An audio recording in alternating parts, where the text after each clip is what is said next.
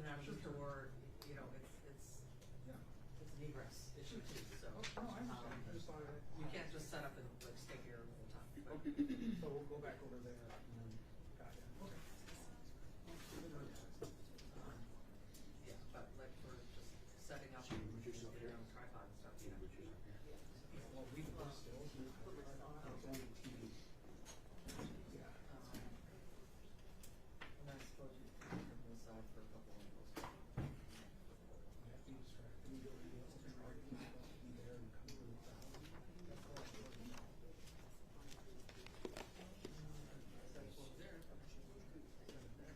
I mean, the attorneys typically stand over here to do their own statements, and so you probably can actually get pictures of them better.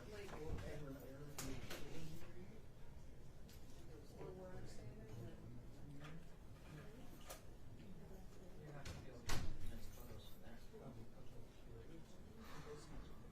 The lawyer's standing in the jury when they're. If I may. So you're actually sitting over there probably, because of that. Yeah. Right there, where I'm standing. They're typically This is standing. better too.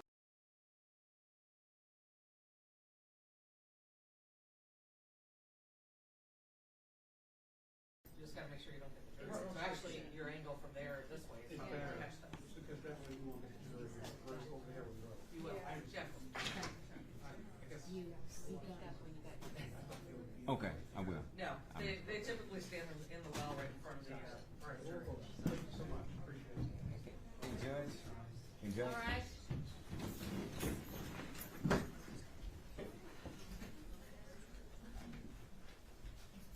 You may be seated, everyone, please mute your cell phones.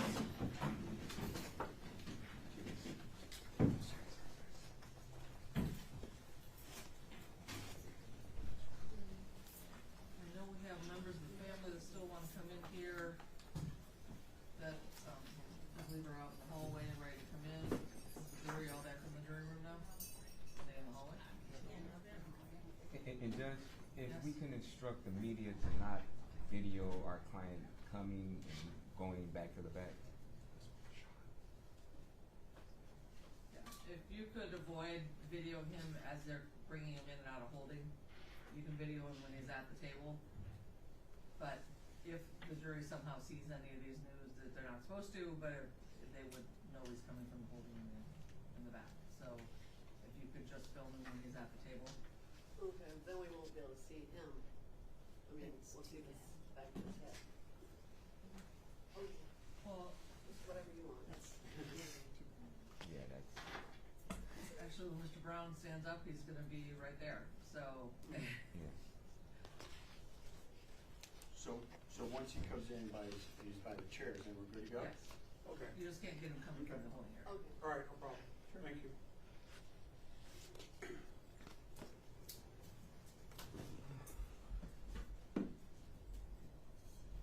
Discernment, what do we owe the pleasure?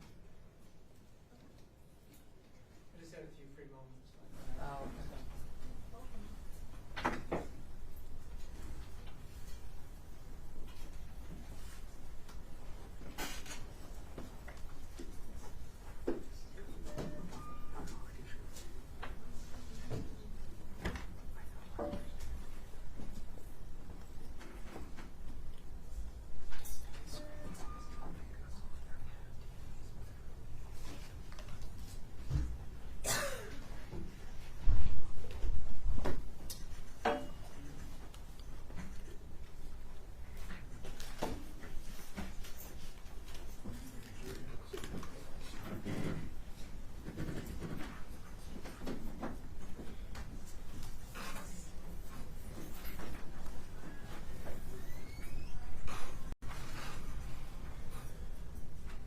Yeah, they're coming right through that first row, so you gotta. They'll have to come clear over the this way. Yeah, way over. Way over to the side. Thank you. Out of the doorway. There we go.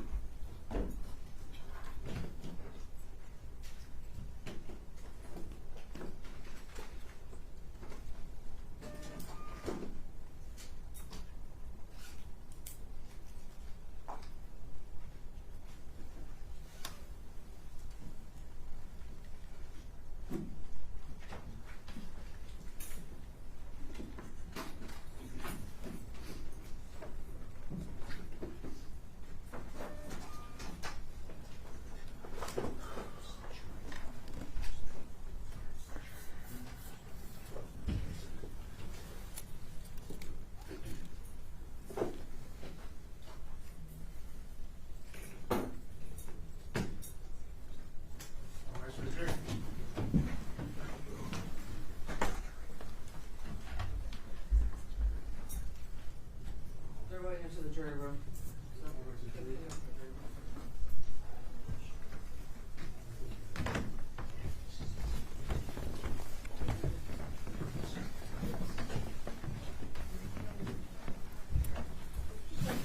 Oh, sorry. Are there more people outside of the room?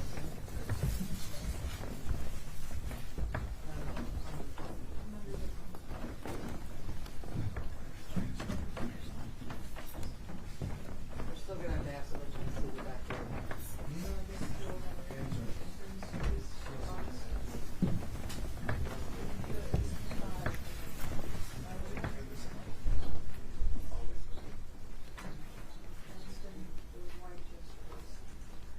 Thank you, lady, be seated.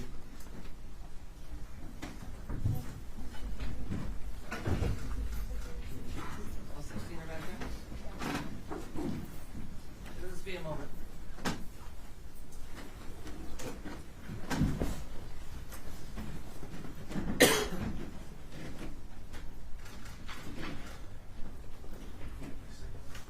Fill the second row first, and then you can fill the last row.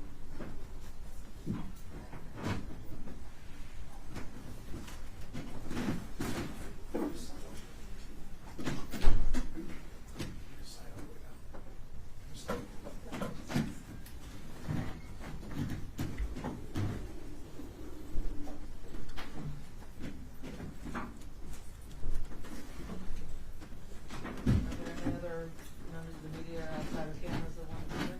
No, I went down and got everyone. There is a need to call up.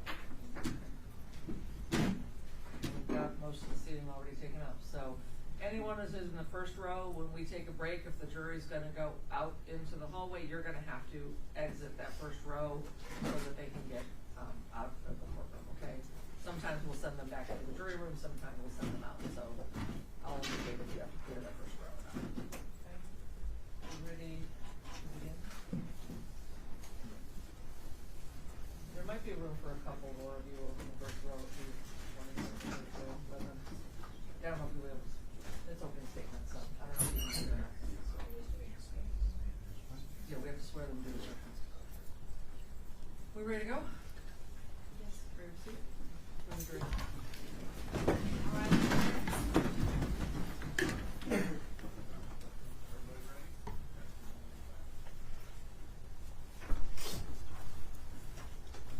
All right, for the jury.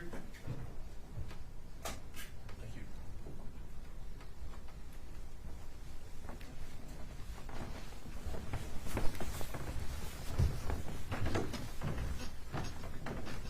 Everyone, please make sure your cell phones are silenced.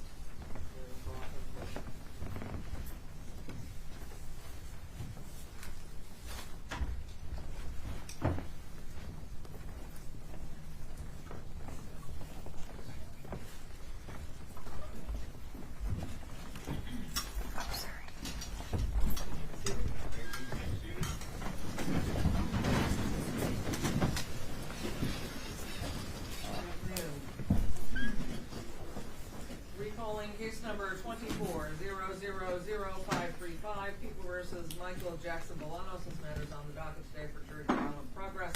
Appearances, please. Good afternoon, Your Honor. Ryan Elsey for the people. Dominic DeGrazia on behalf of the people.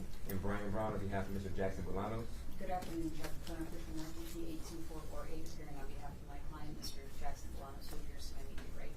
And I know for the record, Mr. Jackson-Bolanos is present. Our 16 jurors have returned to the courtroom, and we do have members of the press and public here now that we have more room available. We were admitting them as space became available during jury selection, but for most of the day yesterday, we had 65 jurors in here, and we're going through the elimination process as space became available. We allowed members of the public in, and again this morning, we had another large panel plus our jurors from yesterday, and again allowed people in as space permitted in the courtroom, and so we are ready to proceed. We do have our jury selected now, and we are ready to proceed with the preliminary instructions and then opening statements. And so first, members of the jury, you've been chosen to decide a criminal charge made by the state of Michigan against one of your fellow citizens. In a moment, I'm going to ask you to stand and swear to perform your duty to try the case justly and to reach a true verdict. If your religious beliefs do not permit you to take an oath, You may instead affirm to try the case justly and to reach a true verdict. Could all the jurors please stand and raise your right hands? After the clerk has administered the oath, please respond by saying I do or I affirm. Each of you do solemnly swear or affirm that, in this action now before the court, you will justly decide the questions submitted to you, that, unless you are discharged by the court from further deliberation, you will render a true verdict, and that you will render your verdict only on the evidence introduced and in accordance with the instructions of the court? I affirm. Thank you, ladies and gentlemen. Please be seated. Now I'm going to read to you the preliminary instructions in this case. If you follow along best by reading along, they're in the binder that you were given. That is your binder for the duration of this trial. In addition to the instructions I'm about to read, you also will have a notepad for taking notes and a pen, and also some half sheets that are white in color that you can write questions for witnesses who are on the stand, and I'll explain the procedure on how we allow jurors to ask questions. And so if you follow along best by reading along, feel free to do so. If you'd rather just close the binder and listen to me as I read the instructions, that's fine too, whichever way you'll absorb the information best.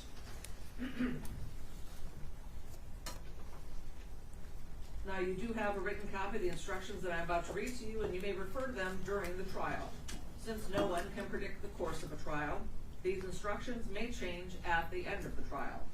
And at the close of the trial, I will provide you with a copy of my final instructions for your use during deliberations. And now I'm going to explain some of the legal principles you'll need to know and the procedure we'll follow in this trial. A trial follows this procedure. First, the prosecutor makes an opening statement where he gives his theories about the case. The defendant's lawyer does not have to make an opening statement, but he may make an opening statement after the prosecutor makes his, or he may wait until later. These statements are not evidence. They are only meant to help you understand how each side views the case. Next, the prosecutor presents his evidence. The prosecutor may call witnesses to testify and may show you exhibits like documents or objects. The defendant's lawyer has the right to cross-examine each of the prosecutor's witnesses. And after the prosecutor has presented all of his evidence, the defendant's attorney may also offer evidence but does not have to. Remember, by law, the defendant does not have to prove his innocence or produce any evidence. If the defense does call any witnesses, the prosecutor has the right to cross-examine them. And the prosecutor may also call witnesses to contradict the testimony of any of the defense witnesses. After all the evidence has been presented, the prosecutor and the defendant's lawyer will make their closing arguments. Like the opening statements, these are not evidence. They are only meant to help you understand the evidence and the way each side sees the case. You must base your verdict only on the evidence. So the defendant is charged with 4 separate crimes, and the sheets next to this instruction 2.4 list each of the elements for the crimes that are charged. And so I'm going to read them to you now. In count 1, the defendant is charged with the crime of first-degree felony murder. And to prove this charge, the prosecutor must prove each of the following elements beyond a reasonable doubt. First, that the defendant caused the death of Samantha Heather Woll.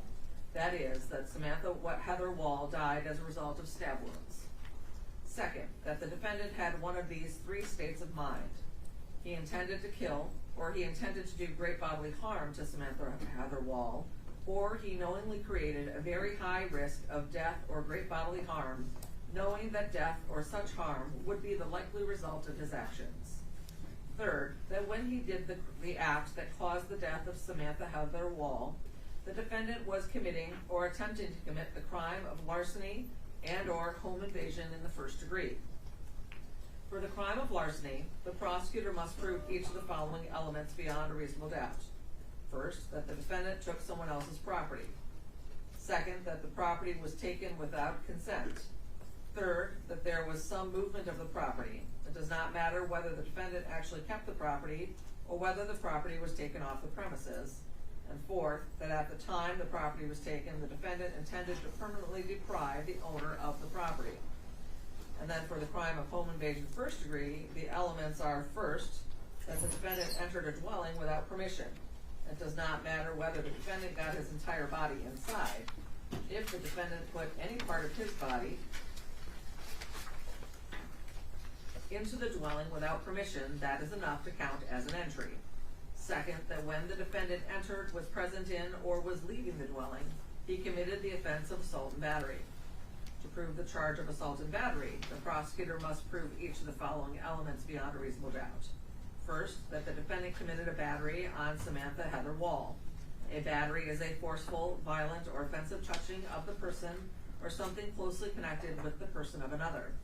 The touching must have been intended by the defendant, that is, not accidental, and it must have been against Samantha Heather Woll's will. It does not matter whether the touching caused an injury. And second, that the defendant intended either to commit a battery on Samantha Heather Woll or to make her reasonably fear an immediate battery. And third, that when the defendant entered, was present in, or was leaving the dwelling, either of the following circumstances existed. He was armed with a dangerous weapon, and or another person was lawfully present in the building. So I know that's a lot of elements all together. And for count 2, the defendant is charged with the crime of first-degree premeditated murder. And to prove this charge, the prosecutor must prove each of the following elements beyond a reasonable doubt. First, that the defendant caused the death of Samantha Heather Woll. That is, that Samantha Heather Woll died as a result of stab wounds. Second, that the defendant intended to kill Samantha Heather Woll. Third, that this intent to kill was premeditated, that is, thought out beforehand. And fourth, that the killing was deliberate, which means that the defendant considered the pros and cons of the killing and thought about and chose his actions before he did it. There must have been real and substantial reflection for long enough to give a reasonable person a chance to think twice about the intent to kill. The law does not say how much time is needed. It is for you to decide if enough time passed under the circumstances of this case. The killing cannot be the result of a sudden impulse without thought or reflection. In count 3, the defendant is charged with the crime of home invasion, first degree, entering without permission. And I just read the elements of this as part of the felony murder charge, so I'm not going to reread these elements again. They're the same elements I just read under the felony murder instruction. And then in count 4, the defendant is charged with the crime of concealing facts or misleading the police. To prove this charge, the prosecutor must prove each of the following elements beyond a reasonable doubt. First, that Patrick Lane and or Stephen Ford of the Detroit Police Department were peace officers who were conducting an investigation of a criminal offense. Second, that the crimes being investigated by Patrick Lane and or Stephen Ford were larcenies or attempted larcenies from motor vehicles. Third, that Patrick Lane and or Stephen Ford informed the defendant that they were conducting a criminal investigation. Fourth, that the defendant provided false information regarding that investigation to the peace officers in a statement or statements that the defendant knew was false or misleading. Fifth, that the defendant acted knowingly and willfully. That is, the defendant provided the false information voluntarily and intentionally with the intent to deceive, and not because of mistake or some other innocent reason. Sixth, that the allegedly false information provided in, Sixth, that the allegedly false information provided involved a material fact. A material fact is information that a reasonable person would use to decide whether to do or not to do something. A fact is material if it has the capacity or natural tendency to influence an officer's decision how to proceed with an investigation. You may consider whether the officers relied on the information in deciding whether it was a material fact. However, it is not a defense to the charge that the officers did not rely on the information if you determine beyond a reasonable doubt that the defendant intended to provide false information. It is not a defense to the charge that the officers were able to obtain the information from another source or by different means if you determine beyond a reasonable doubt that the defendant intended to provide false information. And so those are the elements of the charges that have been brought in this case that the prosecutor must prove beyond a reasonable doubt. And you may refer back to those elements at any time during the trial if you wish to do so. Now, my responsibilities as the judge in this trial are to make sure that the trial is run fairly and efficiently, to make decisions about evidence, and to instruct you about the law that applies to this case.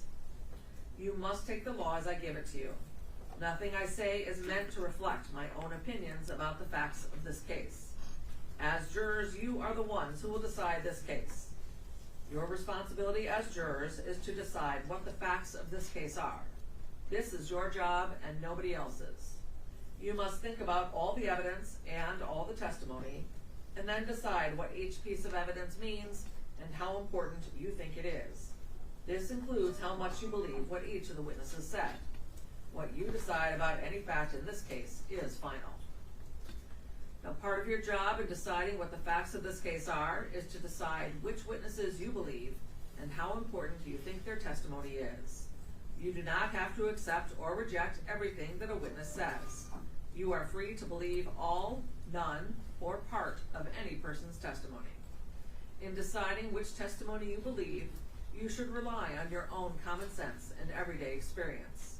However, in deciding whether you believe a person's testimony, you must set aside any bias or prejudice you may have based on the witness's race, national origin or ethnicity, gender, gender identity or sexual orientation, or religion, age, or socioeconomic status.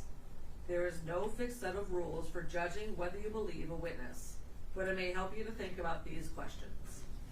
Was the witness able to see or hear clearly? How long was the witness watching or listening? Was anything else going on that might have distracted the witness?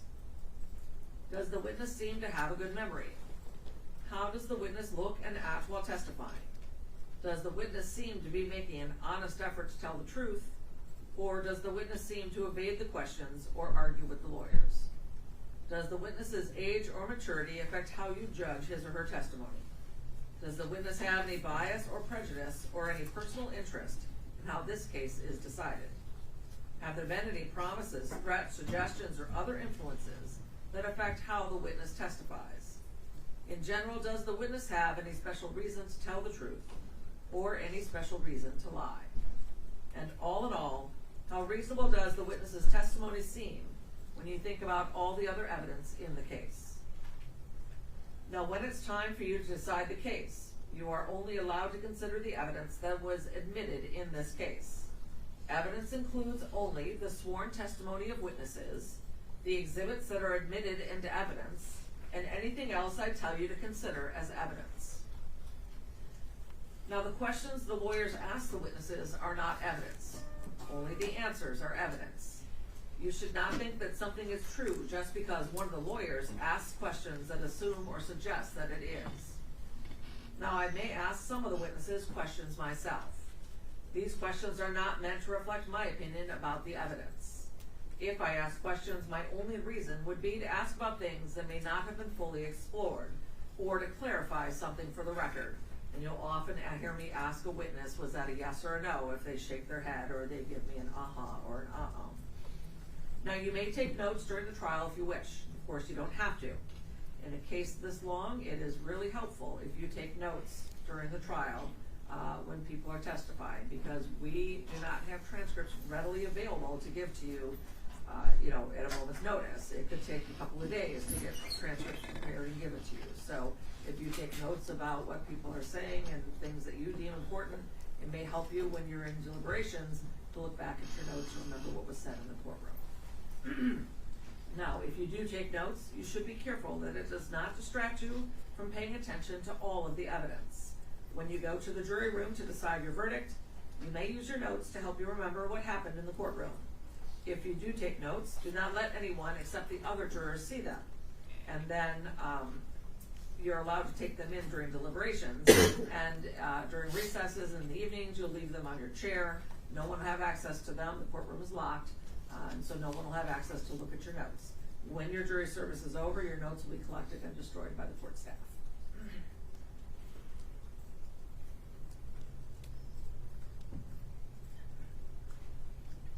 Now, during the trial, you may think of an important question that will help you understand the facts in this case. You are allowed to ask such questions of the witness who's on the stand. Make sure it's a question that witness would have knowledge of. If it's something that somebody else might have knowledge of, wait till that witness is on the stand. But you are allowed to ask questions of the witness, but you have to wait until both parties have finished their questioning. And when they're done, I'll turn to the jury and say, are there any questions from the jury? At that time, raise your hand, let us know you have a question, write it on the half sheets that are in your binders. The deputy is gonna come and get that from you, and the attorneys are gonna approach the bench, and they're gonna read the question with me, because they do have the right to object if that question would violate one of the rules of evidence, or if there's some legal reason why that question cannot be asked. So they'll come up, they'll look at it. If it's allowed to be asked, I'll ask it. And if it's not, it won't be asked. And so if your question is not asked, it's because I determined under the law that the question should not be asked. Do not speculate about why the question was not asked. In other words, you should draw no conclusions or inferences about the facts of the case, nor should you speculate about what the answer might have been. Also, in considering the evidence, you should not give greater weight to testimony merely because it was given in answer to questions submitted by the members of the jury. Now, if you cannot hear something that is said or presented, or if you cannot see a witness or evidence, please raise your hand immediately, and we will ask to have it repeated or turn up microphones. Also, I know sometimes jurors in seats 9 and 10 have a hard time seeing. You can kind of come down and sit on the step here if you want, or you can take a seat next to juror number 16 so that you can see the screen better, because I know just the angle of it from those two seats is really difficult to see. So if you want to come down and watch it from here or watch from over there, you may do so. And also, if you need a break and we're not breaking quick enough for you, just raise your hand, let me know, and we'll take a break for you. Okay? Now, during the trial, the lawyers may object to certain questions and statements made by the other lawyers or the witnesses. I will rule on these objections according to the law. My rulings for or against one side or the other are not meant to reflect my opinions about the facts of this case. Sometimes the lawyers and I will have discussions out of your hearing. And sometimes while you're in the jury room, I may have to take care of other matters that have nothing to do with this case. Please pay no attention to these interruptions. I try to do matters either before you get here in the morning or at lunch after we've dismissed you for your lunch break. So that's why we take a little bit longer than an hour lunch, because we're still doing some work before we break for lunch. But I try not to keep you waiting for us and allow you to go on lunch or break if we have to do something else. But sometimes there's an emergency that I have to take care of. Now, you must not discuss the case with anyone, including your family or your friends. You must not even discuss it with the other jurors until the time comes to decide the case. When it's time for you to decide the case, I will send you to the jury room for that purpose. Then you should discuss the case among yourselves, but only in the jury room and only when all of you are there. You must not talk to the defendant, the lawyers, the witnesses, or anyone who may be connected to this case, and that includes the media or any of the people that are in the audience here watching. This means that you may not speak to those individuals, even if it has nothing to do with this case. You should be very cautious about speaking to people, because you may inadvertently speak to someone connected with this case. This restriction is necessary to avoid even the appearance of any improper conduct by any person. If anyone tries to discuss the case with you or in your presence, tell them to stop. Explain that you are a juror and you are not allowed to discuss the case. Then, if they continue, leave and report the incident to the sheriff's deputy as soon as you return to court. And that goes with friends or family or anything.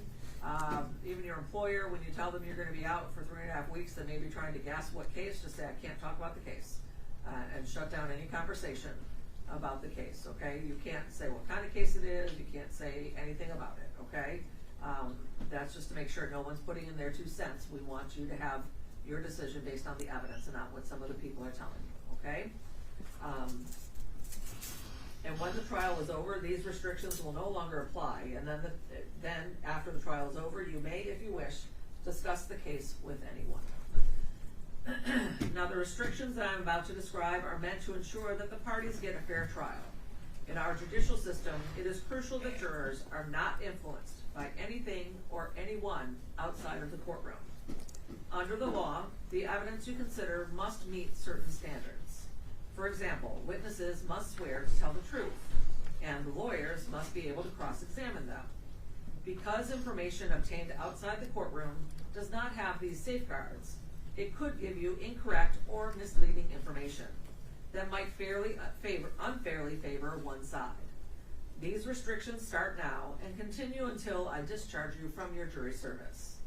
It is your duty as a juror to decide this case based solely on the evidence you see and hear in this courtroom. You must not consider information that comes from anywhere else. This means that until you deliver your verdict, you must not read, watch, or listen to, or receive any information, including opinions or commentary about the case, whether in newspapers, on television, the radio, the internet, or on social media platforms. You also must not research any aspect of the case during the trial. This means research using a cellular phone, computer, or other electronic device to search the internet, as well as research with traditional sources, like dictionaries, reference manuals, newspapers, or magazines.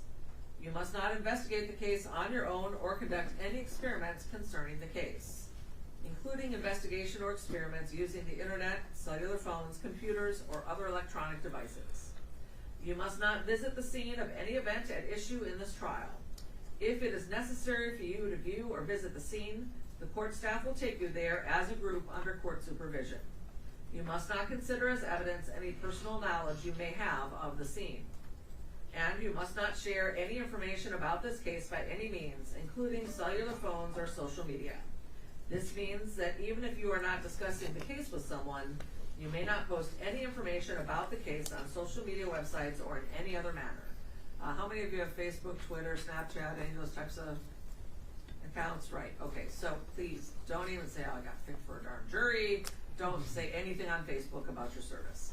When it's done, you can post all you want to about your experience here at Frank Murphy. But please, while the case is going, until there is a verdict, please do not discuss the case on social media or with anyone. If you discover that a juror has violated my instructions, please report it to the court officer as soon as you return. Now you can see that we've chosen a jury of 16. After you have heard all the evidence and my instructions, we'll draw lots to decide which of the 4 of you will be dismissed in order to form a jury of 12. Due to the length of this trial, we picked 2 extra alternates, just in case something happens, because we would not want to have to declare a mistrial if 3 of you ended up having some issues. Okay, so we picked 2 extras just in case. Now, possible penalties should not influence your decision. If you find the defendant guilty, it is the duty of the judge to fix the penalty within the limits provided by law. Now, I may give you more instructions during the trial, and after all the evidence has been presented, you will hear the lawyer's closing arguments, and then following the closing arguments, I will give you additional instructions about the rules of law that apply to this case. You should consider all of my instructions as a connected series.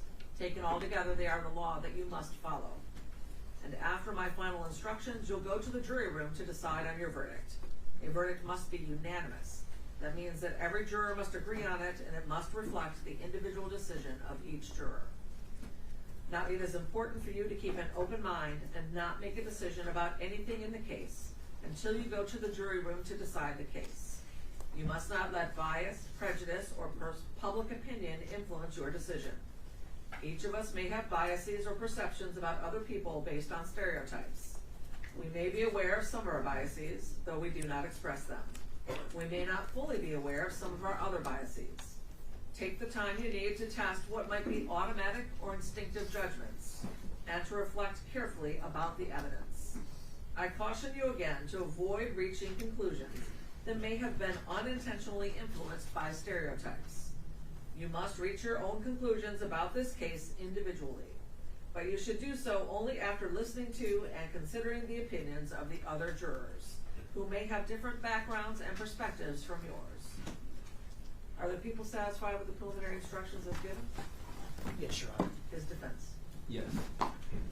With that, we are ready for opening statements. Mr. Elsey will go first, followed by Mr. Brown. Are you going to give yours now or reserve until later? We'll give it that. Okay, and you'll be giving it? Yes. Mr. Elsey, when you're ready. Thank you, Your Honor.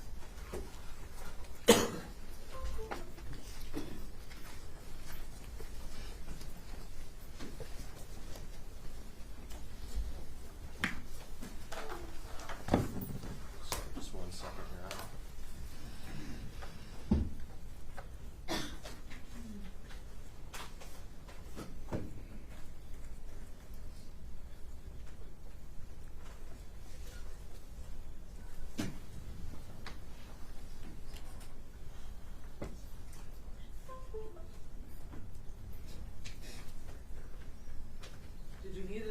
or are you ready to go right into it? No, I'm ready. It just somehow the display setting changed since the last time I started it, but I'll be ready in a moment.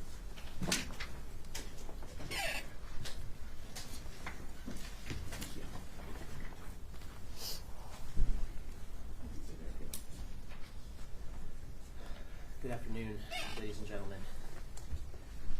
There is a reason that we lock our doors at night when we go to sleep.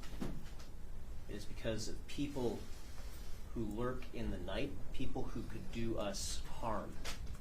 And this case is about one such person, a person who you will see on one particular night prowled through our community looking for opportunities to go into spaces that weren't his to go into and to take things that were not his to take.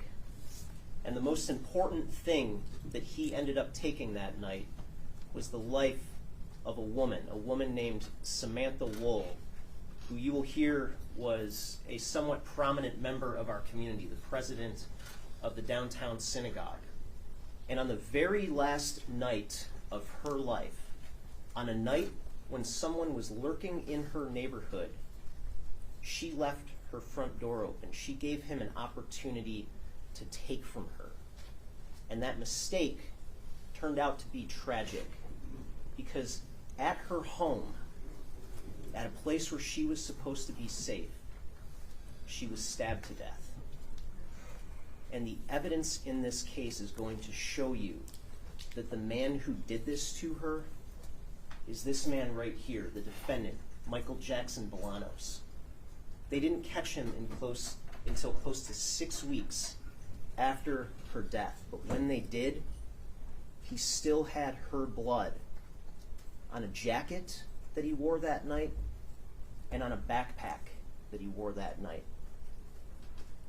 Now, I want to walk you through the evidence that you're going to see and hear throughout this case, but I want to frame some expectations and some understanding up front, because when Samantha Woll's body was found outside of her home on October 21st, 2023, her death was a mystery at that time with very few leads.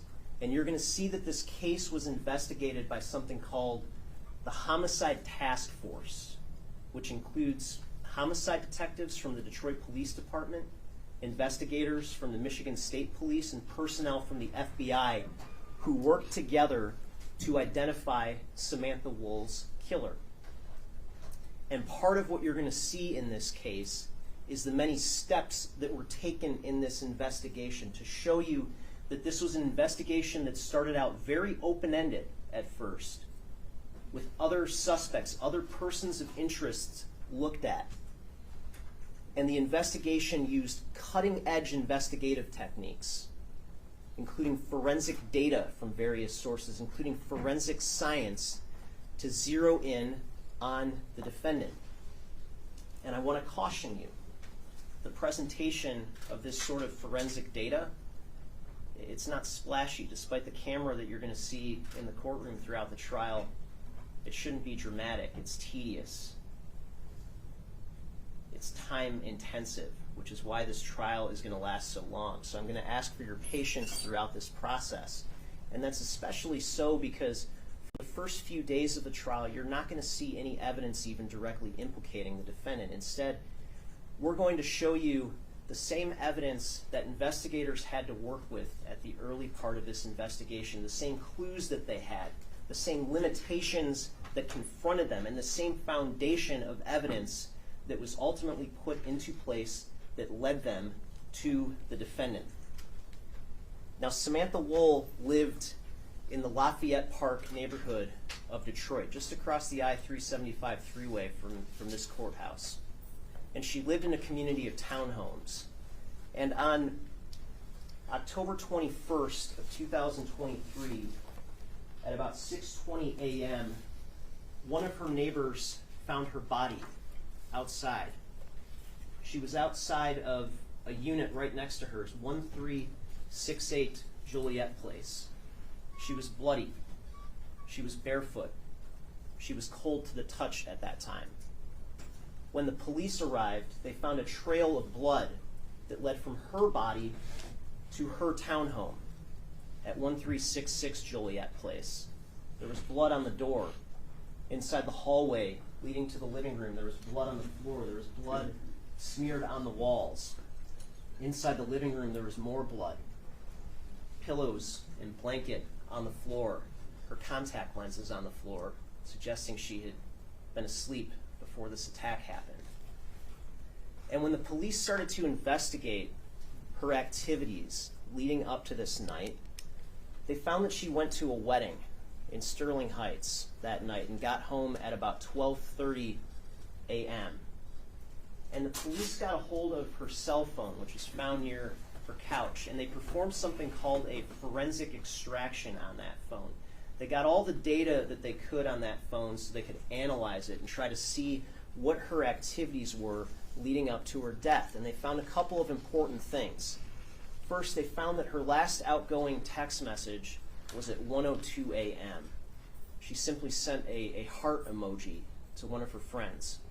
Second, they found that her phone was last unlocked between 1:29 and 1:35 a.m. That would have been the last time something necessarily requiring human input into her phone would have had to have happened. Her phone was passcode locked. So that narrowed the suspected time range of her murder between when her phone was last used to 6:20 a.m. Now, the police also found that she had an ADT system at her home, an alarm system.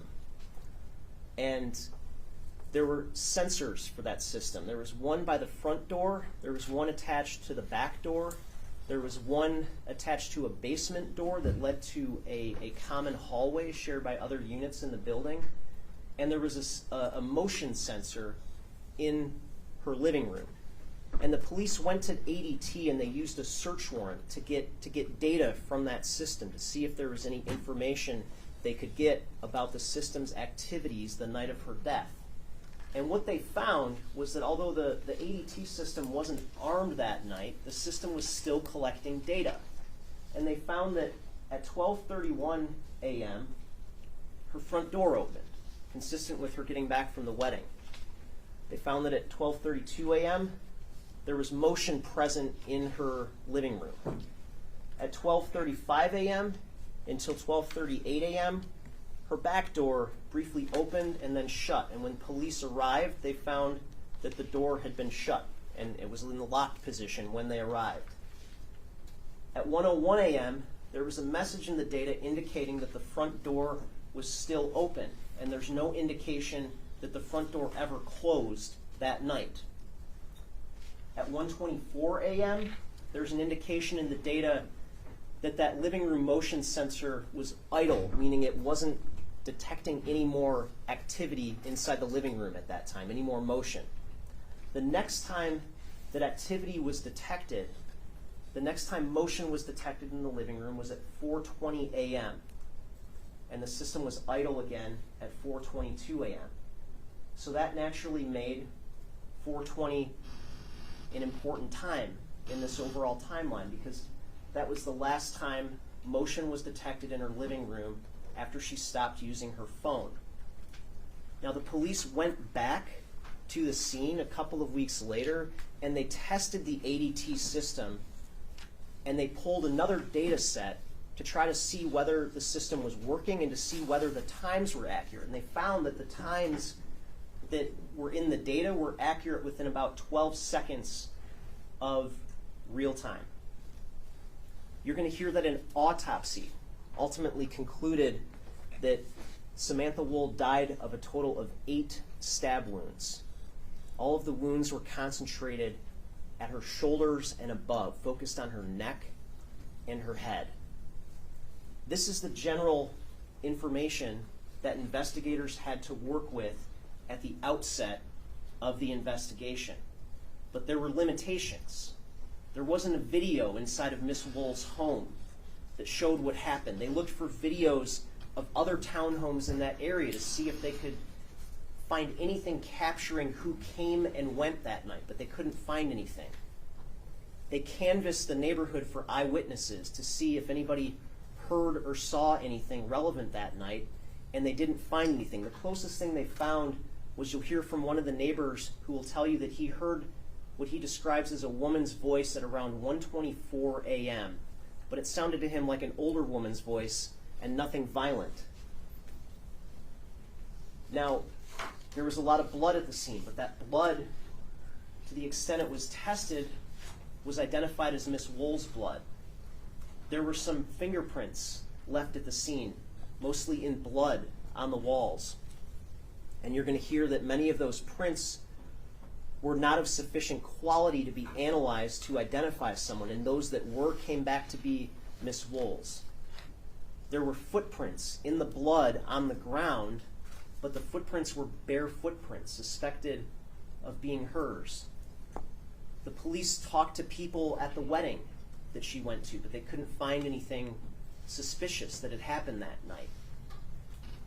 They talked to dozens and dozens of people, friends, colleagues, family members, current, former romantic interests, but they couldn't find anything alarming or actionable. They couldn't find anything that led them to a true suspect. Now, the first major potential break in this investigation happened on November 7th of 2023. And that potential break, you will hear, was something that didn't even involve the defendant. You're going to hear that Miss Woll had an ex-boyfriend named Jeffrey Herbstman. And you're going to hear that on October 22nd of 2023, the day after Miss Woll's body was found, Mr. Herbstman came in to speak with the police and gave a statement and was cooperative. And he will tell you that the last time that he saw Miss Woll was on October 7th, after seeing her at synagogue. He will tell you that the night of her death, he was home after he returned from synagogue, and he stayed there all night. He will tell you that they dated for about a year, from approximately October of 2022 until July of 2023, but that their breakup was generally amicable. But you will hear that Mr. Herbstman has a history of depression and that he did not take her death well. And on November 7th of 2023, you're going to hear that he was in Kalamazoo for work, and he called the police during what he will describe as a panic attack. And when the police came and questioned him about why he was upset, you will hear that in a frantic state, he told them that he had essentially convinced himself that he may have killed Miss Woll. But he couldn't remember anything about it. And he couldn't articulate why exactly he felt that way. Now, because Mr. Herbstman made that incriminating statement, when he testifies at trial, he's going to testify with something called use immunity. And what use immunity means is we can't force somebody to sit in that witness chair and acknowledge that they previously made an incriminating statement. And so for the hour or so that he's in the witness stand, whatever he says can't be used against him in a future criminal proceeding. But you will hear that what he says is not anything that could be used against him in a future criminal proceeding, because he will tell you that he had absolutely nothing to do with Samantha Woll's death. And he will tell you that when he said what he said on November 7th, he had just gotten an increased dosage of the antidepressant that he was on. He used some cannabis, and he had this one-time delusional panic attack that set in and prompted him to feel what he felt and say what he said. But because he said what he said, he was deemed a suspect, and the police looked into him, and they tried to collect evidence against him. And they had this ambiguous statement from Kalamazoo. You're going to hear, though, that the police did not find any evidence placing Jeff Herbstman at the scene the night that Miss Woll was killed. They didn't find his DNA at the scene. They didn't find his fingerprints at the scene. You're going to hear about a lot of video that was collected from surrounding areas. He didn't materialize in any of that video. You're going to hear that they didn't find any evidence that he left his home that night, that his phone placed him at his home the entire night after he returned from synagogue. consistent with his statement. You're going to hear that they searched his cell phone, they downloaded it and forensically extracted at 2 different points. First on October 22nd when he first came into the police, and then again in Kalamazoo when he was taken into custody after he said what he said, and they didn't find anything incriminating on his phone. You're going to hear that they tore up his car, they tore through his home, and they didn't find any physical evidence connecting Jeff Herbstman to Samantha Woll's death. They found a knife in his car, a pocket knife. It was forensically analyzed. There was nothing relevant found on it. They found a couple of items in his car, including a dog collar that initially tested positive for suspected blood, but it turned out not to be human blood. Samantha Woll's blood did not show up in his house, in his car, on his clothing. And Jeff Herbstman was eventually released and cleared as a suspect. Now what you will see is that when he was released, it was publicly reported that a suspect was released in this case on November 11th of 2023. And the very day afterward, it was later found, once the defendant's phone was recovered, that the very day after that news report was made that a suspect had been released, the defendant was searching the internet for how to get out of town. Detroit same-day passport showed up in his search history for that day. Now, while some of the investigation team was focusing on Jeff Herbstman, another part of the investigation team was focusing on the one other major lead that they had, and that is some video from near Miss Woll's home. Near her building, there is an elementary school called Chrysler Elementary School, and that school has a camera that points down Joliet Place.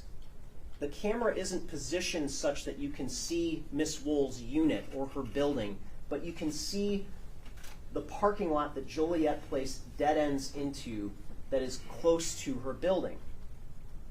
And when police got a hold of that video, they scoured it. They looked at hours and hours of that footage. And what they found was that at 3:52 a.m.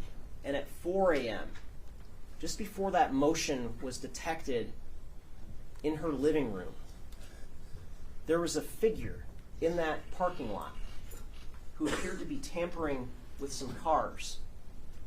Now, this caught investigators' interest because it tended to suggest that here we have someone engaged in criminal activity in the same area of Miss Woll's murder on the same night of her murder.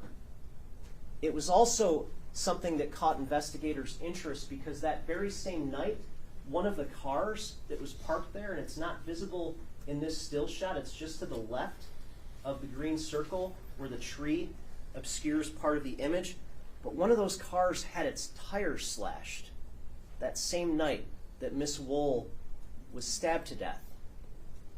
So the police engaged in a colossal effort to pull as much video as they could from all of the surrounding area, any building they could find that had a camera on it, to try to retrace the footsteps of the individual that they saw tampering with cars in Miss Woll's parking lot.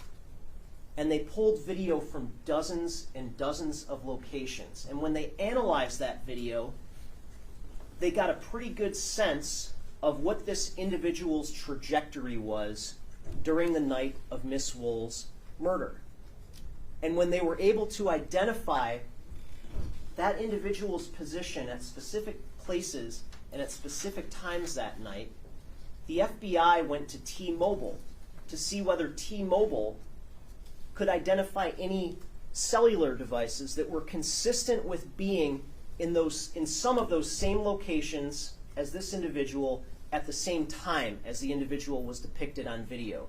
You see, these phones that we carry around with us, they're constantly interacting with cell towers. Even when we're not making calls, data is being sent back and forth from our phones to cell towers. And our providers, like T-Mobile, keep records of that data. And that data can give investigators a pretty good idea, not a perfect idea, but a pretty good idea of where our phones have been at specific times. And when the FBI worked with T-Mobile to identify devices consistent with following the trajectory of the person identified in the video, they found that there was one device that matched that trajectory, and it was the defendant's phone. And you're going to see through a combination of that cell phone evidence and video, you're going to see the defendant's route that he followed that night. And you will see that at 12:42 a.m., just as Miss Woll's night was ending, as she got home from the wedding, the defendant's night was just getting started. And you're going to see at that time, he left his girlfriend's apartment in Midtown, Detroit. He was wearing a black North Face jacket, dressed all in black. You're going to see that at 1:44 a.m., and in between these two times, 12:42 and 1:44, you're going to see that a combination of video and phone records trace him going from the Midtown neighborhood south into downtown Detroit, across downtown Detroit, and then over to the Lafayette Park neighborhood right near Miss Woll's home. And you're going to see that at 1:44 a.m., he is in that neighborhood. He's just about a block away from her home, and he's still wearing that North Face jacket. And you're going to see that phone data suggested that he stayed right around that area for about 18 minutes on a night when her door was open, the first time he passed through the area that night. You're going to see that at 12:16 a.m., and this comes from materials recovered from his cell phone, that at that point in time he took a video from inside a secured parking garage at a building called the Ducharme Place Apartments, which is just down the street from Miss Woll's home. He simply took a video of a car and then later texted it to his girlfriend. You're going to see from there, phone records and video then trace him leaving the Lafayette Park neighborhood and going into the Rivertown neighborhood, and that at about 3:05 a.m., he's observed on video going into a parked car and emerging with a white bag. And that white bag is important because in some of the video going forward after this 3:05 a.m. mark, the video is a little grainy, and it's hard to see exactly who you're looking at. But you will see that in the grainier video, that the person that's being tracked is carrying a white bag. And you will see that the person tampering with the cars in the parking lot right near Miss Woll's home, right before motion was activated in her living room, was carrying a white bag. You're going to see that at 3:12 a.m., video and phone data places him in the Harbortown area, where he is observed jumping over a brick wall into another secured parking area to tamper with more cars. You're going to see at 3:24 a.m. that he crosses back over Jefferson and starts moving toward the Lafayette Park neighborhood again.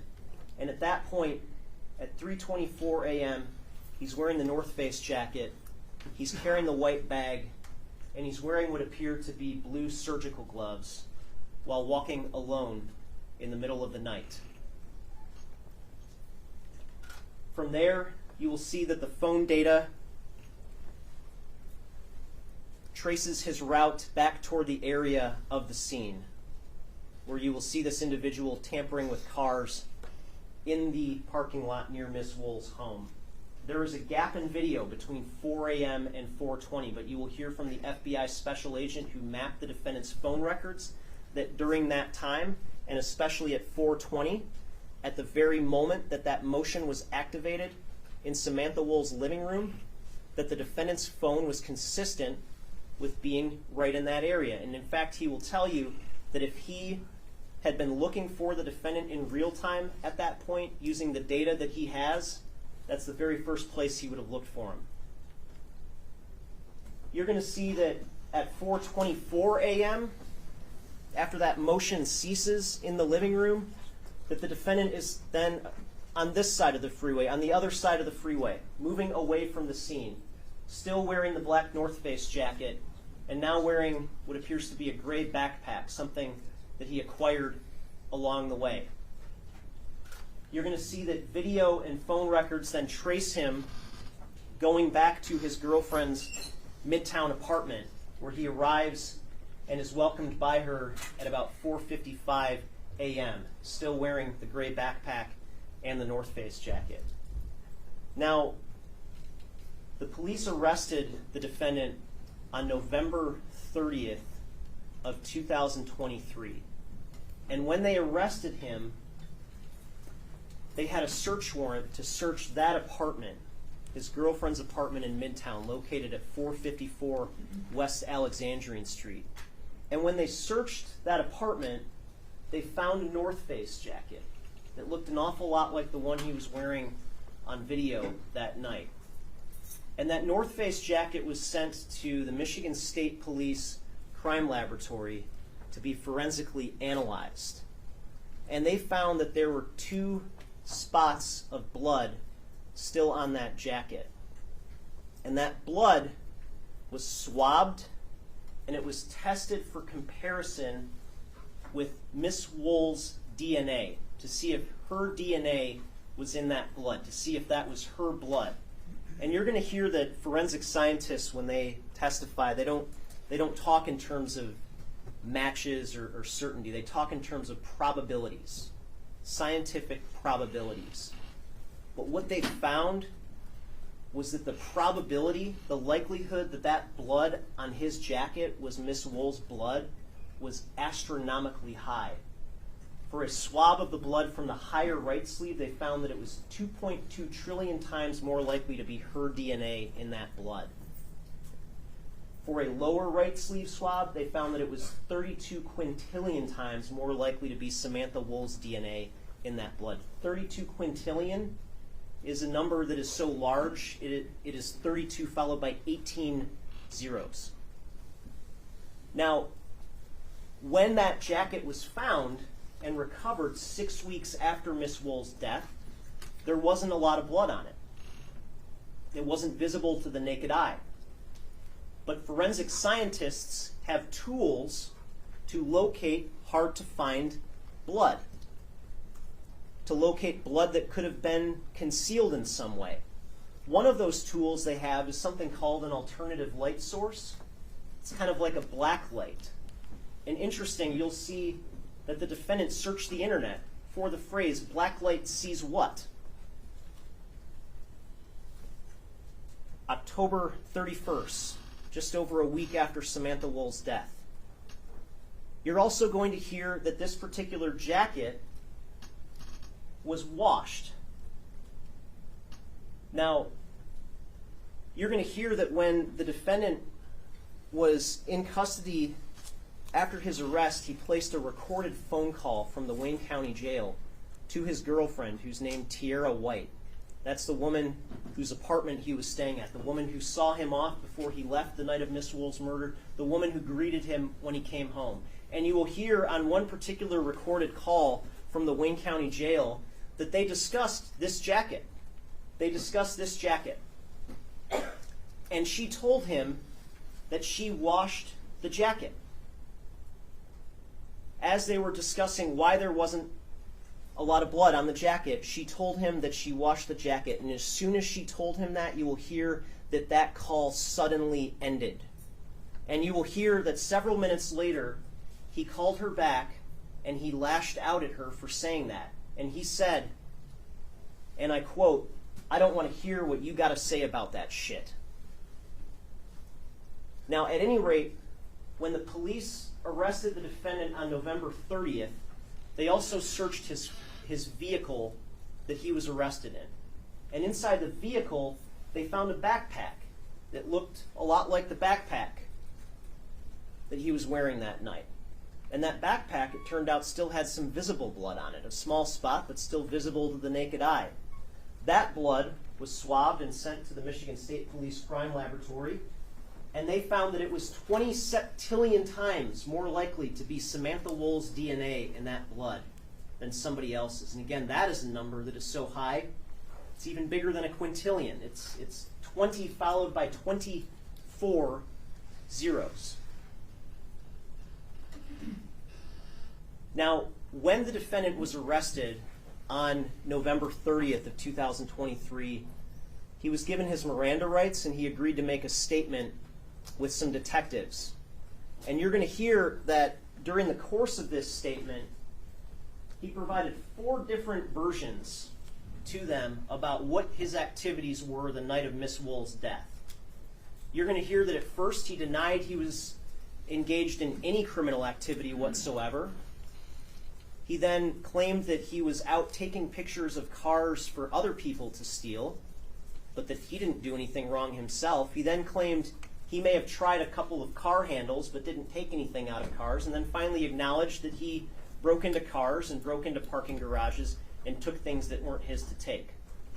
You're going to hear that during the first part of this interrogation that the investigators did not tell him that he was under investigation for a violent crime. They did not tell him that he was under investigation for Samantha Woll's murder.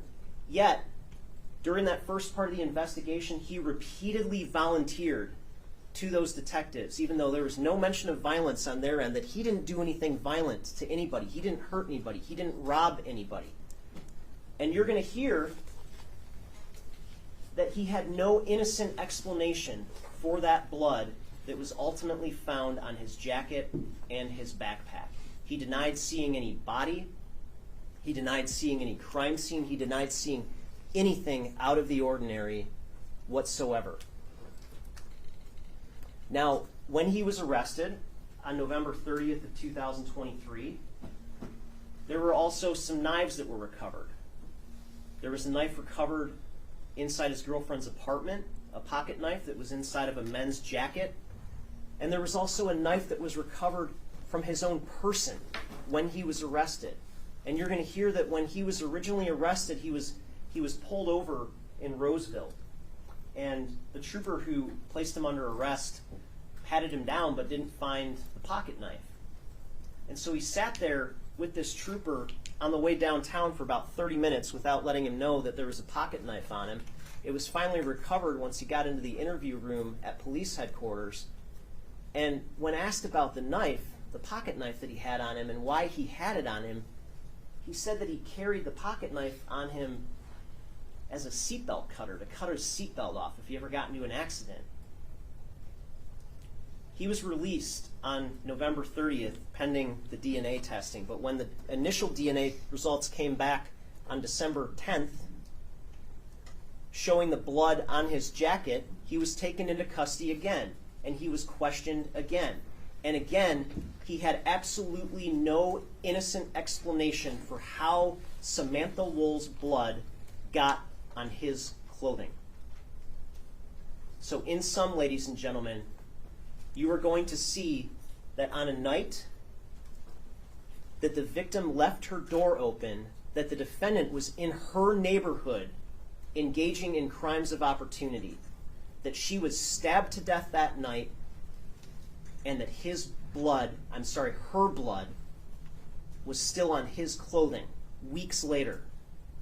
As a result of this, the defendant has been charged with murder, he's been charged with home invasion, and he's been charged with lying to the police. And at the conclusion of this case, I'm going to ask you to find him guilty of each and every charge. Thank you. Thank you, Mr. Elsie. Mr. Brown? Good afternoon, ladies and gentlemen. Now, my version and my reviewing of the facts and the evidence, I believe will be like yours. Completely different than what the prosecutor indicates. Yes, Samantha Woll tragically died on October 21st. However, it was not Michael Jackson-Bolanos who did this. She was stabbed 8 times. In the neck, in the back of the head, in the back of the neck. To me, that would indicate a crime of passion. This wasn't just some random person walking into her house trying to steal anything. And another thing the prosecutor would not indicate, nothing of value was taken from her house. She had valuables, her purse was in plain view, credit cards, cell phones, laptops, plain view. Now, I suggest if anybody came into this particular house to steal something and to stab her 8 times, surely they would have taken something of value. Another thing that the prosecutor would not mention, she was beaten up. She had contusions on her face. She had bruises on her face. She struggled. Whoever this was, she struggled with them, and this particular situation took time. This wasn't a situation that took 1 minute to do. It was evidence that there was a struggle in multiple rooms. There was fruit from the kitchen, a basket that was knocked over. There was indication that the pillows were moved on top of the blood per their own blood splatter analysis expert, who would testify that it would indicate that the pillows fell on the blood afterwards, which would indicate that there was a struggle, in my opinion. Also, there was a high concentration of blood in the hallway leading out to the front door, which in their own expert's opinion would indicate that the body was there for a time. This wasn't a 1 minute, 2 minute thing. Her body dropped after being stabbed repeatedly, and she was laying in the hallway for a period of time. You're also going to hear testimony from their detective, who would indicate from the pictures that there was a footprint that's leading to the back of the apartment. And where that footprint is, it crosses the threshold of where the motion would detect. There's an OIC who would testify that it takes approximately 218 inches from the front door towards the motion sensor in the back to trigger the motion. These footprints were exactly in a position where they would detect the motion on the motion detection. And then the footprint goes outside. Now the prosecutor wants you to believe that allegedly my client went in there at 4:20, stabbed her 8 times, tussled with her from room to room, and then there's no more item. The system went into idle mode at 4:22.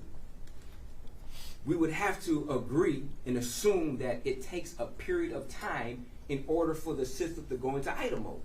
Idle mode is where it's a lack of motion inside of the apartment for a predetermined amount of time, and once that amount of time happens with no motion, the system goes into idle mode. Now, there was tests that were done on November the 9th by the OIC Stockmeyer along with other law enforcement, and she indicated she found out how far it would have to be and for the motion to detect. Now, there was a preliminary examination, and a question was posed to her. Exactly or approximately how long does it take in order for the system to go into idle? She didn't have an answer for that. Question was asked, were you curious of that?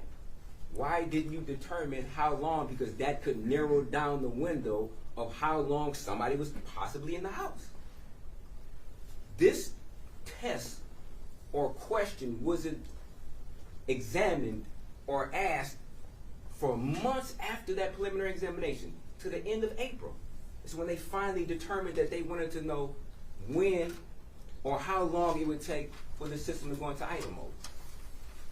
Now, Samantha Woll was found outside, and you would hear testimony from an individual, Kevin Moore, who indicated he touched the body to see if she was alive. Now, a question was asked of him, and he wouldn't know of whether or not when he touched that body, did he get blood on his sleeve. Now, of course, the OIC or law enforcement never did any analysis of his clothing. But I just want you to think, if they had, I'm sure they would have found trace amounts of blood on his sleeve or his clothing from just touching the body to see if she was alive or not. She had an ex-boyfriend. And you will hear testimony from him, as indicated by the prosecutor, a Jeff Herbstman, who called the police in a guilt-stricken situation where he indicated that he thought he had killed her. And not only that, that he felt that he was trying to outsmart people. Now, one of the evidences that they say that they used to clear Mr. Hersman is the lack of his phone being in the location of Samantha Woll's apartment. Now just think, if you're trying to outsmart somebody, would you bring a phone? And you also hear testimony from officers who indicated when they got a search warrant, they felt that that is a tactic that is used by certain individuals to leave their phone before going to the scene of the crime. You will also hear evidence that Jeff Hersman's location cannot be accounted for from October the 20th at 8 o'clock until the next day. They can't even account for where his phone was at. You will also hear testimony and evidence that he had a camera system in his house, that none of the pictures or footage from this camera could be obtained because they were all either deleted or the memory card was taken from there, but there was an inability to extract footage from Mr. Hersman's camera that could suggest him leaving the location that particular night. He was arrested by Kalamazoo police. He then got on the phone with his psychiatrist, and then his story changes of what he originally said. After taking into custody, stating that he had a lawyer who he couldn't remember her name, got a call from his parents that he was in the police station. They didn't ask why he was there. And the reason why they didn't ask why he was there, because he already had told them. They secured a lawyer from him after him telling them what he had did, just like he told the police. Now, you will hear evidence or see evidence that my client was walking around the city. He was. You will hear evidence that he took a bag out from a car. You will hear evidence that there was some rubber gloves in there that he just happened to put on. You will hear evidence that there was some candy inside the bag that he was snacking on as he walked around. You will also hear evidence from a Detroit police officer, Chad Osmond, who indicated that when Mr. Jackson-Bolanos was arrested, that he in fact told Officer Osmond that, yes, I was in the area. I seen somebody laying on the ground. I walked over to the body to see if they were alive, and I touched her. And I realized she was dead and ran off. Judge, objection. Could we approach? Yes.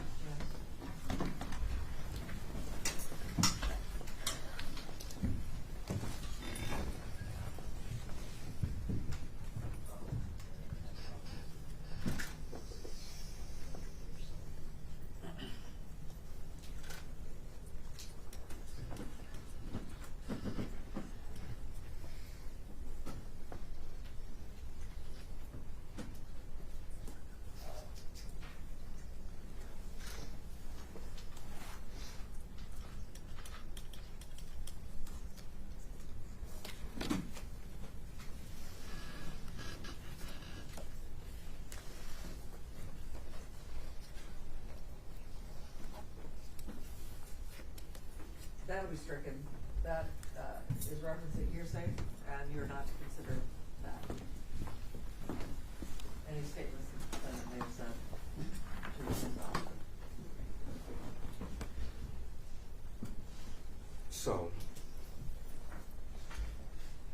you will hear evidence from their blood splatter analysis expert, who would indicate that there was a projection of blood that came from Ms. Woll that was on the wall. Now, you would see video footage of my client who left, was walking around, not covered in blood at all. You would see a copious amount of blood inside of this particular location. No shoe prints, nothing that would indicate that my client walked through a pool of blood in multiple rooms. None of my client's clothes were ever discarded. Now, you will hear evidence that a Tierra White, in fact, washed his coat as a matter of her ordinary course of washing his clothes.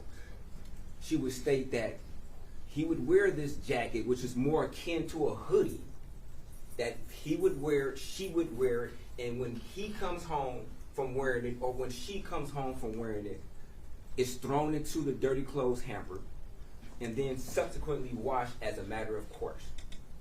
Now, the telephone call that was referenced by the prosecutor is my client at that point in time had no idea she washed it. He's indicating like, hey, if I did what they said I did with all this blood, I'd have been covered in blood. It would have been covered in blood. And then she makes a statement like, oh, I washed it. Unbeknownst to him, this was news to him, unbeknownst to him that she washed this particular jacket. He never instructed her to wash the jacket. He never tried to discard the jacket, throw the jacket away, the pants he was wearing, the shoes he was wearing. None of these items were ever discarded. Now the prosecutor is going to try to submit multiple knives that my client just happened to have. One of them in an old jacket that he didn't wear for months that they found in a pocket. One of them was in another pouch, and one was on him when he was subsequently arrested the second time. These knives were sent off to be analyzed, and of course, none of the knives came back with any evidence whatsoever that would associate my client with Ms. Woll or being at this particular scene. The only evidence that they have is a trace spot on the back of a sleeve. The back of the sleeve, not the front. There's no blood anywhere on the front of his jacket. There's no blood on the front of pants. There's no blood on the shoes at all. The prosecutor wants to put this theory out that it's possible because he's in the area, and that if he was looking into cars, then he must have went into an apartment to commit a murder without taking anything and violently stabbing her 8 times while beating her up. Now, when he was arrested, they photographed his body to see if he had any defensive wounds, any scratches, any evidence whatsoever that would suggest that he had been into a struggle with somebody, had been into a fight with somebody. No evidence whatsoever. Not even the small inkling. Now, my client was arrested twice. Once on November the 30th, they seized his phone, they seized his car. He made no attempt whatsoever to evade or avoid law enforcement, but quite the contrary. He repeatedly contacted the detectives asking when can he get his property back, calling them every single day, to the fact that I'm sure they were tired of him. Simultaneously, they had him under surveillance. Unbeknownst to him, he went about his lifestyle, going to work, going to home, taking his friend to work, made no effort whatsoever to try to leave, to conceal, or do anything whatsoever. Now, when he was questioned by the officers originally made reference to glasses that my client had previously pawned. Some Cartier glasses, expensive glasses. And if anybody knows about Cartier glasses, they know that sometimes people are, violence happens beyond these glasses. People want these glasses.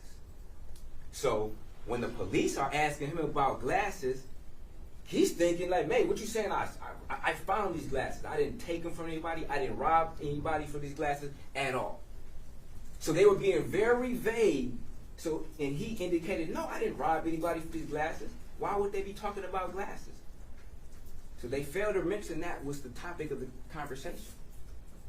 So he's already on guard. They're already using deception tactics against my client. They then indicate that they saw him walk inside of this apartment, and they can pinpoint him being inside this apartment, which was a lie. They said they had video of him going into this apartment, which was a lie, which naturally would put him on guard and say, "Hey, if I did see her, now I don't want to say anything because now you're saying that you saw me do something that I know is untrue, so now I'm on guard. I don't even want to tell you anything because you're using deception against me." And sometimes deception begots deception.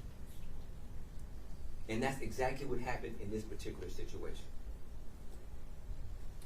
Ladies and gentlemen of the jury, after all the evidence is submitted, we want you to use your logic and reasoning skills to realize that the time frame that they say that this happened in is virtually impossible. Virtually impossible for him to come in there and stab her that many times, beat her up in less than a minute, and then he's seen on camera at 4:23, not 4:24, at 4:23 walking in front of Greektown Casino, walking towards individuals who were outside, striking. Made no attempt whatsoever to conceal himself. Had he been involved in a bloody murder, surely you're not going to walk towards people. You will be covered in blood. People would notice that as you walk by somebody being covered in blood after the way that crime scene looked. You're going to hear from a witness, James Griffian, who indicated he was sure, he distinctively remembered hearing at 1:38 something that really shook him or really got to him. And he felt guilty about it. He tried to convince himself that he did not hear Samantha Woll scream or make a statement, "Don't do something. Maybe don't stab me, don't hurt me." He distinctively remembers and tried to convince himself that that wasn't the case because he would feel bad and he felt callous for the next 24 hours, which is around the time of when her last activity of her phone was around 1:30ish is when he heard that. He's then approached again months later by officers, and he changes his story up and says that, "Oh, that couldn't have been the case. I think it was earlier because I got up to let my dogs out and then I went back to sleep and I have a watch to substantiate that," I guess suggesting that he went back into REM sleep. If anybody knows what REM sleep is, rapid eye movement sleep, which takes quite some time to get to, that he went back from walking his dog, from waking up, walking his dog back to REM sleep in a matter of like 4 minutes, which I would think that it was incorrect. He just wanted to convince himself that he did not hear the murder of Samantha Woll because that would be weighed upon his conscience. So ladies and gentlemen, please pay real good attention to what you hear and just think logically. and I believe you will come back with a not guilty. Thank you. Thank you, Mr. Brown. So we normally end in 10 minutes. I don't think we'll get any witnesses' testimony in the 10 minutes that we're here. Our normal hours are from 9 a.m. until 3:45. I am going to ask you to try to get here by about 8:45, just so that we can try to get started by 9. Please make every effort to get here. Stay in the hallway till the deputies bring you in. Never ever enter the courtroom without the deputies bringing you into the courtroom, because you could walk in and miss something that happens to here. So please always wait in the hallway till the deputies bring you in. Okay? So don't discuss the case. Leave your binders on the chairs, and we'll see you tomorrow morning between 8 and 45. Clear the front row, please. Nobody needs to get anything out of the jury room. You may bring lunches if you want, and put them in the refrigerator in the jury room in the morning, if you want to bring food with you, okay? And you may have a sealed bottle of liquid in the courtroom if you need to drink something during the trial. Deputy, do you need them to fill out the form? Did they fill it out already? What's that? Do you have a form? Yep. They didn't fill it out outside? In the hallway? Okay. If you can wait in the hallway, the deputy is going to bring the form out to you and have you fill it out for the court's purposes only. We have 14, 15, or 15 to 16 minutes.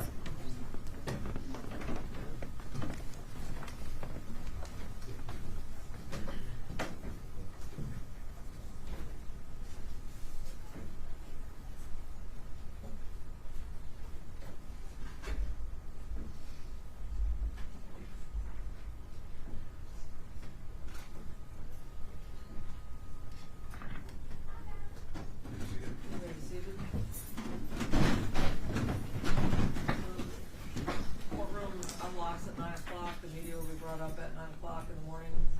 Hopefully we'll have the jurors here by 9 and have them back in the jury room before things get started. Please let the jury clear the floor before you go out there. And for anyone who wasn't in here earlier, if you're going to be watching the trial, please don't use the restrooms on this floor if the jurors are outside going into the restrooms there. I just don't want any appearance of impropriety of people following jurors into the restroom.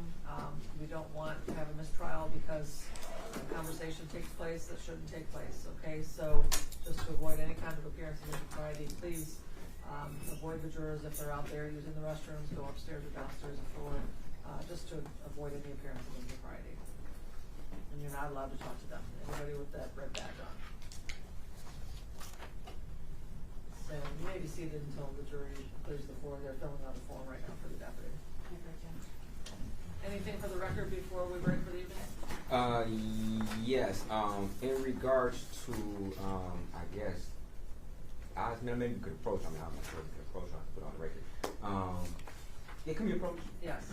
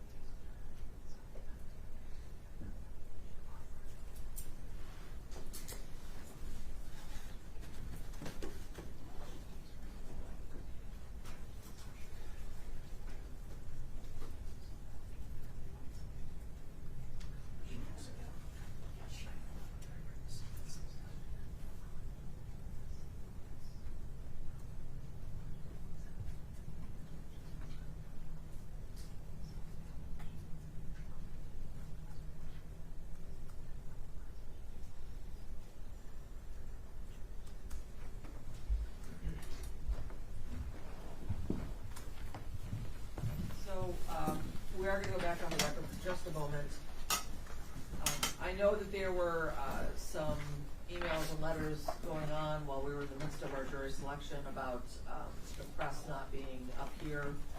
The reason why the cameras and the audio were not allowed up here is because during our jury selection process, we do actually call jurors by name, and I don't, it's my policy, it's been my practice the 12 years I've been on the bench not to have press in the courtroom broadcasting because we don't want the names of jurors being broadcast out there. Sometimes jurors are giving us personal information. Sometimes when they mention what type of work they do, they'll actually specify where they work. And that could lead to someone, if it was being broadcast, that works with them, hearing, they worked with them, or hearing their name and then somehow contacting them and tainting our jury. And so in order to avoid any kind of taint to the jury, I don't allow the jurors' names to be broadcast. And we don't have a system where it's numbers. The jurors are sent up and they don't know a number of any kind, and we call their name when we call them to the jury box. And so it's always been the policy not to have the media broadcasting during jury selection because of that reason, for the privacy of jurors, and to not have members of the public know who they are and try to taint them in some way. And as far as allowing other members of the public and the jury to come, or the press to come in, when we started out, we had 65 jurors in here. They took every single seat in the courtroom up from the jury box all the way out. As we got rid of jurors through causes and for-cause challenges, as we got more room into the courtroom, we started to allow members of the public in. I believe at least one member of the press got in yesterday. And today, again, as when we started out, the entire courtroom was full. As we eliminated jurors and we had more room in the courtroom to allow more people into the courtroom, we allowed members of the press and the public to come in. Once we had the jury selected and no more names were going to be called, we allowed the camera and audio in, and they're able to broadcast the rest of the trial. And we're allowed up here the one when we started swearing the jury and during the jury instructions and opening statements, and they'll be allowed the rest of the trial to be here as long as they're not broadcasting the pictures of any of the jurors. So just wanted to, if there were miscommunications going on, we weren't banning the public, we weren't banning people from being here. It was a matter of logistics of this courtroom. The jury panel had to be large in order to pick the jury, and so I hope everyone understood it was not a matter of being banned. It was until there was room in the courtroom to allow more people in, and as soon as we had room, we started letting people in. So, and from this point forward, as many can fit in the courtroom will be allowed to come into the courtroom. So, we will all see you tomorrow morning. We will try as hard as we can to start at 9 o'clock. Hopefully our jury are all here and assembled by 9, and you'll have your witnesses here and ready by the 8:45. Correct, Your Honor. Okay, thank you. Oh, are the people satisfied with the way that the voir dire was conducted? Yes, Your Honor, absolutely. Okay, and is the defense satisfied with the way the voir dire was conducted and Yes, the way we let people in as room allowed? yes.